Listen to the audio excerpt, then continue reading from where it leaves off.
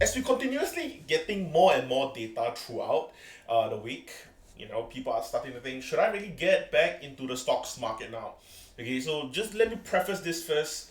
Right now, I'm making this video on the 14th of April. I'm not sure when you're going to be watching this because I would be stockpiling a few videos because I'll be going overseas with my friends at the end of April. So I do want to at least make this video at least once because I do want to talk about the future of the market, and of course with the latest data that we did get. Okay, first of all, we have to talk about CPI. Okay, because we just got CPI, and CPI was pretty alright. It was a 0.1 month of one increase with a core CPI of 0.4% increment month over month. Okay, which means that year over year you're getting about 5% year over year inflation data increment. So technically, if we were to take the 2 years data that we actually get, this is effectively pretty good. Now we have to talk about PPI because PPI, on the other hand, kind of just showed us that we are actually seeing massive disinflation happening in the entire market. Now, on top of that, we have to talk about FOMC minutes as well. Okay, I actually already have a video on this. I'm not sure when you're gonna be watching this, but I already uploaded it last week, and it basically talked about the FOMC minutes as well. Inside the minutes, it actually did say that a recession would definitely be coming, and also inside the minutes, they also stated that if a banking crisis did not actually happen during the FOMC itself, a 50 basis point increment would have been considered. And because of the banking crisis that happened, a 50 basis point increment was averted, and we went for a 25 basis point increment. So now today I want to add on a new set of data set that we do have. Two actually, one being retail sale, and then the other one being bank earnings. Okay, I talked about how I'm actually quite excited to see all these different reports coming in, and they're in. Okay, first of all, let's talk about retail sales. Retail sales basically are still not going down as much as we thought, which means that the Federal Reserve probably think that inflation probably still have a lot more to go. Because if we're not excuse me, we're not still getting retail sales just plummeting downwards, it means that we still have a lot more to go. Chances are this what actually means that you'll reflect for the next FOMC, you're not going to be getting a pause just yet. Okay, but of course, if you're going to be following the previous SEP or the latest SEP that we got, which was in March, it means that we're only going to be getting one more 25 basis point increment, and we're going to go flat. We're going to go pausing all the way till the end of the year. That's what the FOMC SEP that we had, what it actually implies. Okay, I'm not sure if the next quarter we're going to get any sort of revision upwards or revision downwards, but according to Jerome Powell, we're not getting any sort of cuts in 2023. So effectively, it just means that they're not going to do a start and stop. They're going to immediately just stop after getting the rate hike that they want and just pause all the way through. That's kind of what we are actually expecting for this year. So let's talk about bank earnings. JP Morgan and Goldman Sachs actually came out with the came out with the bank earnings, and I wouldn't say it's a surprise. If anything, it would actually be not so much of a surprise that they actually beat on their earnings, and by a huge margin at that as well. So JP Morgan is actually up quite a little bit. JP Morgan after the earnings is actually up about 7.5% in intraday, which is quite insane because for a banking stock to be up about 7%, it is quite high. But do take into consideration that during the whole banking industry, the whole banking crisis, JP Morgan probably dropped about like 15% or so. So getting a 7% recovery now is the least that you can do, sort of. Okay, so we have to talk about why they actually got such a good quarter. Was that actually expected or unexpected? Alright, so let's talk about the banking crisis first. Okay, you got your regional banks such as your Silicon Valley Bank. I wouldn't really call it a regional bank. Okay, but your Signature Bank, your First Republic banks, all of them were actually getting risk of getting completely liquidated, bankrupt, or even getting acquired by other companies and such.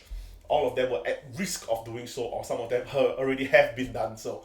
Okay, so what actually happens when all these sort of regional banks gets this much stress, where people are not putting their money and faith into those banks? They take all their money out, all their assets out. Now all these things needs to go somewhere. Where is it gonna go? It's only going to go into two different places. One of it is going to be in treasuries, and the other is going to be into the top eight banks. Okay, because even the Federal Reserve came out to say, if you want it to be safer, put your money into the top eight banks because they're too big to fail. Okay, you're gonna either put it into your JP Morgan, you're gonna put it into Goldman Sachs, you're gonna put it into Bank of America, you're gonna put it into Wells Fargo. Sorry, this cough is horrible. But yeah, basically these are the banks that are so called too big to fail. And if you were to put your money into those banks, effectively the chances of you being so panicky when a banking crisis, quote unquote, do happen, you're not going to be so panicky. Okay, that's kind of what they were actually advising people to do.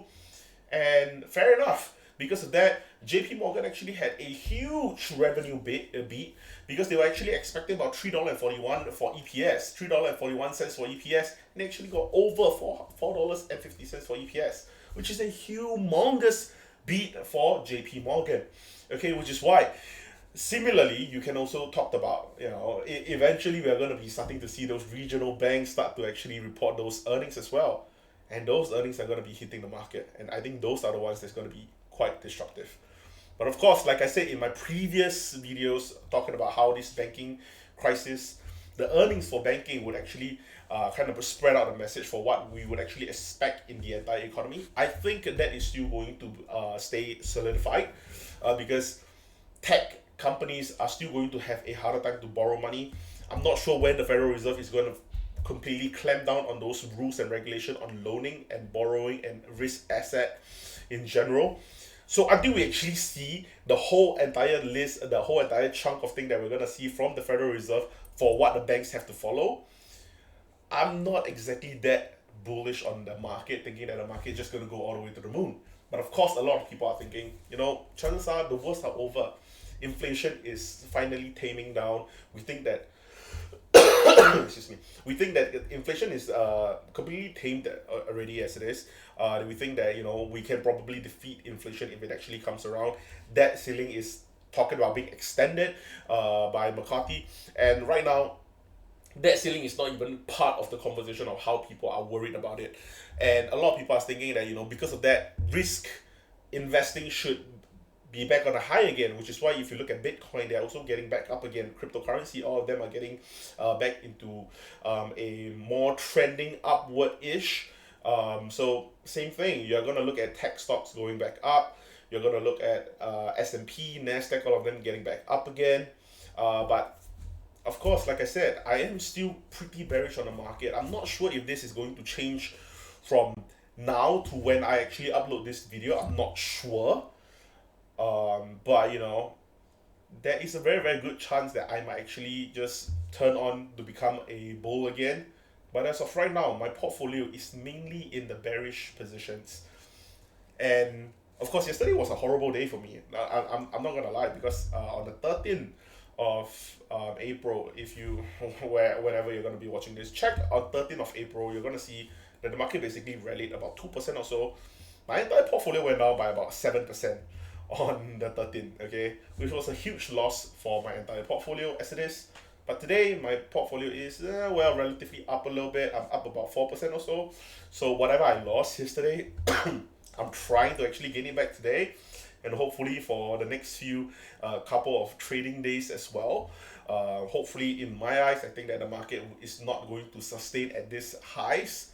I'm not sure how that would actually be working out. Personally, I think that the market is not exactly ready to go all the way up.